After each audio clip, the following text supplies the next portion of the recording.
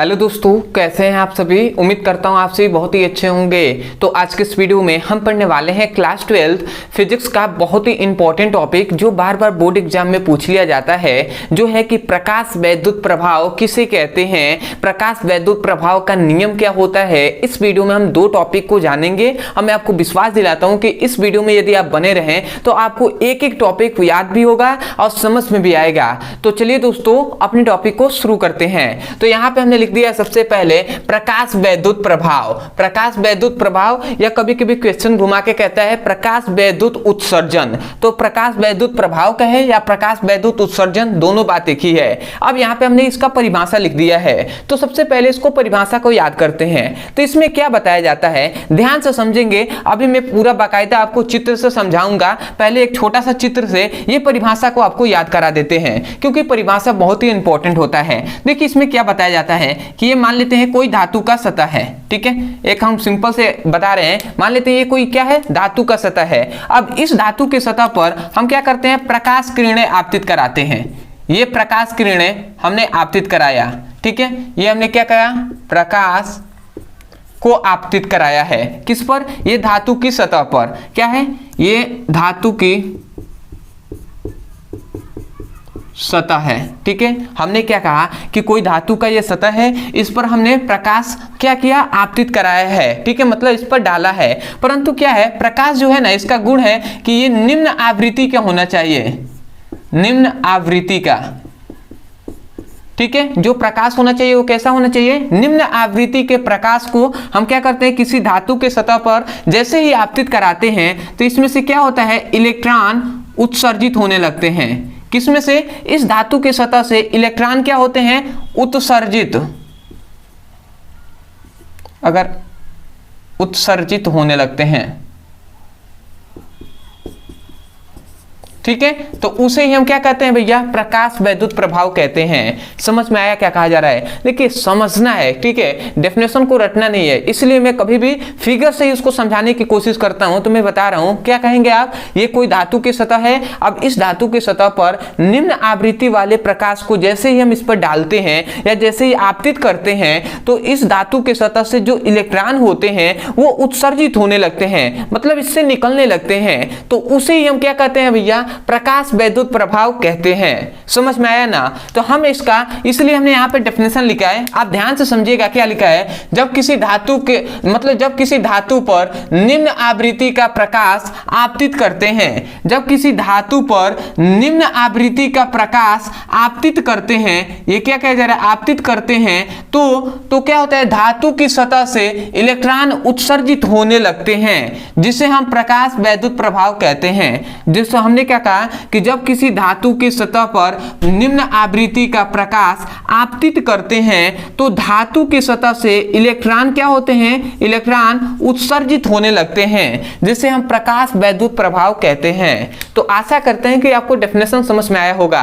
अभी मैं इसका जो क्या होता है, परिपथ होता है, उससे भी मैं समझाऊंगा कि कैसे इसमें होता है, कैसे इसका कहाँ उपयोग होता है, सब हम डिस्कस करेंगे। सबसे पहले तो आपको डेफिनेशन याद होना चाहिए। तो एक बार मैं अंत में डेफिनेशन को बोल रहा हूं, आप ध्यान से सुनिए और इसे अपने नोट्स में लिखिए, ठीक है। मैं नहीं चाहता आप यहां से लिखें, भले ही मैंने उनके लिए बता दिया है कि जिनको बहुत से दिक्कत होते हैं, बहुत कमजोर हैं, ठीक है, जिनको मैं आप सोचते हैं कि आप अच्छे हैं पढ़ने में, ठीक है, तो मैं आपसे रिक्वेस्ट करूंगा कि आप यहीं से सुन के अपने नोट्स में लिखिए। आप कहेंगे, आप यही कहेंगे कि जब किसी धातु की सतह पर निम्न आवृत्ति का प्रकाश आपतित करते हैं तो धातु की सतह से इलेक्ट्रॉन उत्सर्जित होने लगते हैं, जिसे प्रकाश वैद्युत प्रभाव कहते हैं। तो आशा करते हैं कि आप यहीं से डेफिनेशन को समझ भी गए होंगे और यहां से इसी फिगर को देखकर आप डेफिनेशन को बोल देंगे। अब यहां पे ये याद रखेंगे कि एक पॉइंट्स इसमें नोट्स में याद रखेंगे कि ये प्रकाश वैद्युत प्रभाव किसने दिया। तो याद रखेंगे प्रकाश वैद्युत प्रभाव आइंस्टीन, एल्बर्ट आइंस्टीन नामक वैज्ञानिक ने दिया। क्या किसने दिया, आइंस्टीन,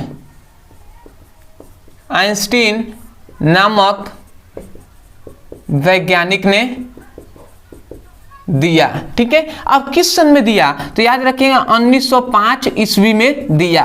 और याद रखेंगे जब 1905 ईस्वी में प्रकाश वैद्युत प्रभाव दिया गया तो वहीं से क्या होगा, आधुनिक जो क्या है भौतिकी का निर्माण होता है। मतलब ऐसा माना जाता है कि मॉडर्न फिजिक्स का वहीं से क्या होता है, उत्पत्ति होता है। किस कहां से, 1905 ईस्वी के बाद ही जितना भी फिजिक्स में खोजा गया वो सभी आधुनिक भौतिकी के अंतर्गत आते हैं, मतलब मॉडर्न फिजिक्स के अंतर्गत आते हैं। तो ये प्रकाश वैद्युत प्रभाव बहुत ही इंपॉर्टेंट है और इस पर बार बार हर बोर्ड एग्जाम में आपसे क्वेश्चन पूछा ही जाता है। ठीक है, तो इसको आपको तैयार कर लेना है। अब यहाँ पे थोड़ा सा मैं परिपथ बनाकर आपको समझा दे रहा हूं कि कैसे इसका यूज होता है। ठीक है, क्योंकि जो क्या होता है बुक होता है उसमें भी आपको फिगर दिया गया है, तो आप उसको देखकर आप समझ सकते हैं, और जो आपको पेपर आएगा तो उसमें भी ये फिगर आपको बनाना होता है। तो सबसे पहले इसमें क्या उन्होंने लिया, एक सेल लिया। ठीक है, उन्होंने क्या लिया, एक सेल लिया। अब ध्यान दीजिएगा, इस सेल में इन्होंने क्या किया, इस सेल में उन्होंने एक सबसे पहले तो एक बल्ब लगा दिया। ये क्या है, एक प्रकार का बल्ब है। अब ध्यान दीजिएगा, ये एक सेल है। सेल में क्या होता है भैया, कैथोड और एनोड होते ही हैं। ठीक है, तो ये हमने मान लिया ये क्या है, कैथोड प्लेट है, और ये छोटा सा एक क्या है, एनोड है। अब आप थोड़ा सा समझिएगा, ये है कैथोड और ये है एनोड। अब ध्यान दीजिएगा, जब इस कैथोड पर, कैथोड भी एक धातु का सतह ही होता है ना, तो इस कैथोड पर हम जैसे ही प्रकाश किरणें आपतित करते हैं, जैसे ही प्रकाश किरणें हमने क्या किया, आपतित कराया। ठीक है, अब ये धातु के सतह पर मतलब कैथोड पर जैसे ही पड़ी तो इस कैथोड से क्या होता है, इलेक्ट्रॉन उत्सर्जित होने लगते हैं।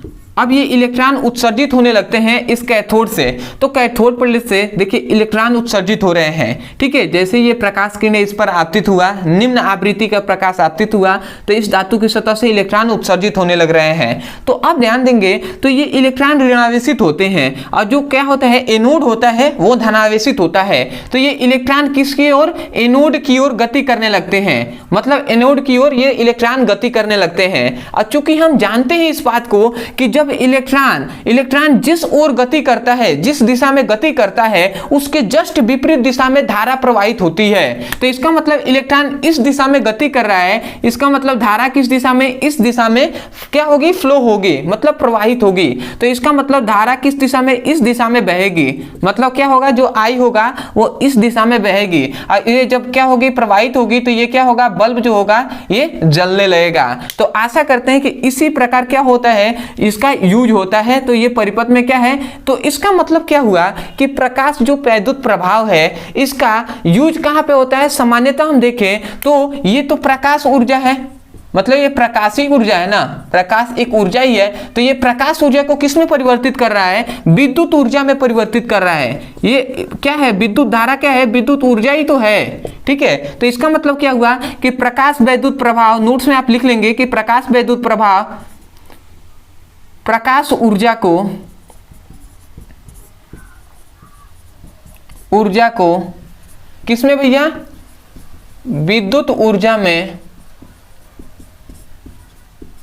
रूपांतरित करता है। ठीक है, पूरा डेप्थ में हम बात कर रहे हैं इसको।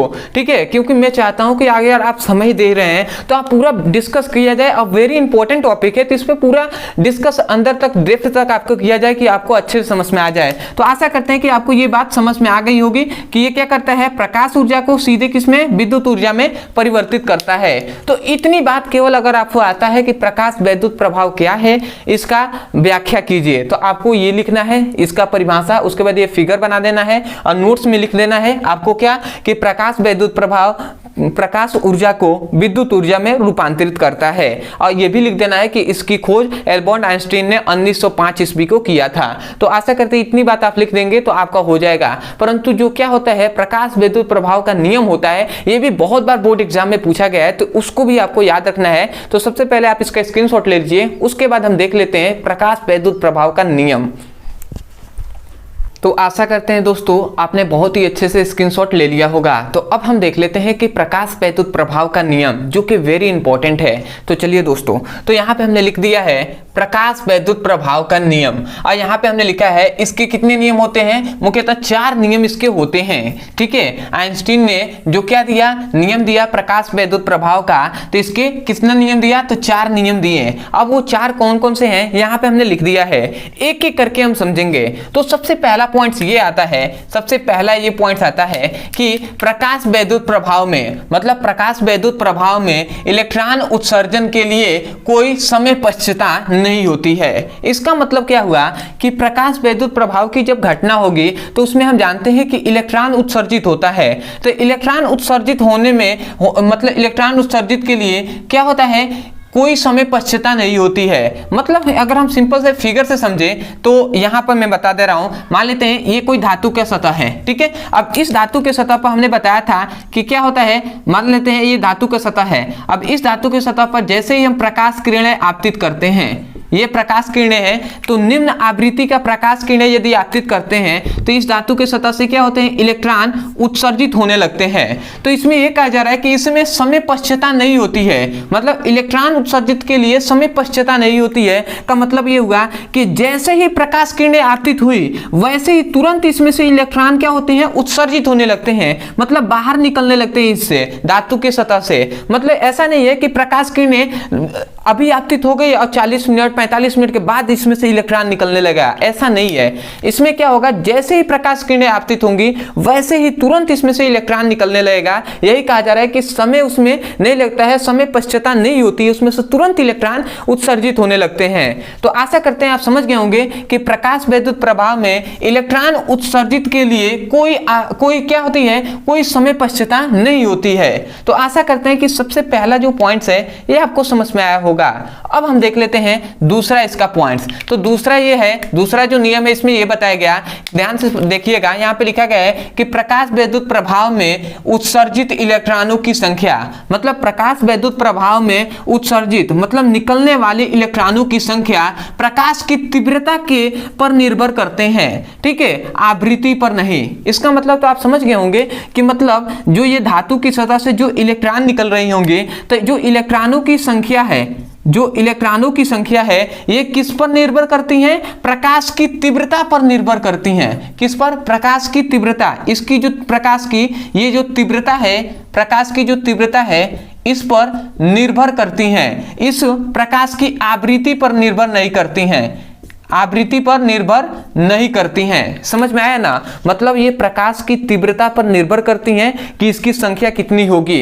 ऐसा नहीं है कि आवृत्ति यदि कम हो या अधिक हो इस पर निर्भर ही नहीं करती हैं। तो आशा करते हैं आप समझ गए होंगे कि प्रकाश वैद्युत प्रभाव में उत्सर्जित इलेक्ट्रॉनों की जो संख्या होती है वो प्रकाश की तीव्रता पर निर्भर करता है, आवृत्ति पर निर्भर नहीं करता है। अगला आता है तीसरा, यहाँ पे बताया गया है कि प्रकाश वैद्युत प्रभाव में उत्सर्जित इलेक्ट्रॉनों का वेग प्रकाश की आवृत्ति पर निर्भर करता है, तीव्रता पर नहीं। जस्ट इसके अपोजिट है, यहाँ पे जो संख्या है इलेक्ट्रॉनों की संख्या वो तीव्रता पर निर्भर करता है, आवृत्ति पर नहीं करता है। परंतु यहाँ पे कहा गया कि प्रकाश में जो प्रकाश वैद्युत प्रभाव में इसमें उत्सर्जित इलेक्ट्रॉनों का जो वेग होगा ना, ये वेग आवृत्ति पर निर्भर करेगा, तीव्रता पर निर्भर नहीं करेगा।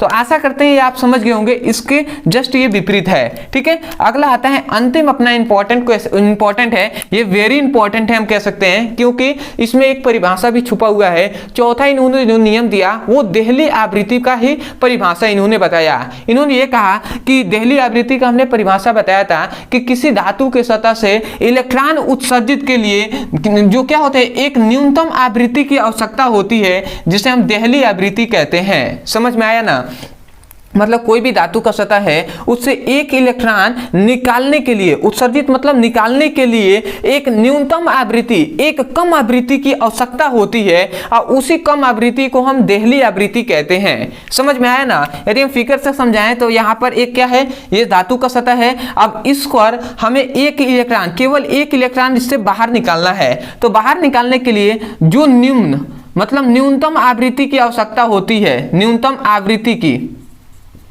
और यही न्यूनतम आवृत्ति क्या कहलाएगी, देहली आवृत्ति कहलाती है। तो आशा करते हैं कि ये जो 4 आपके जो नियम है इसके, ठीक है, प्रकाश वैद्युत प्रभाव का, ये आपको बहुत ही बाकायदे और अच्छे तरीके से समझ में आ गया होगा। तो मैं यही कहूंगा, यदि आपको समझ में आया है तब जाकर आप चैनल को सब्सक्राइब कर लीजिएगा, वीडियो को लाइक कर दीजिएगा और हमें जरूर कमेंट सेक्शन में बताइएगा कि आपको वीडियो कैसा लगा। मैंने अपने तरफ से पूरी कोशिश किया कि आपको अच्छे से समझ में आए, कुछ भी चीज रटने ना पड़े, ठीक है।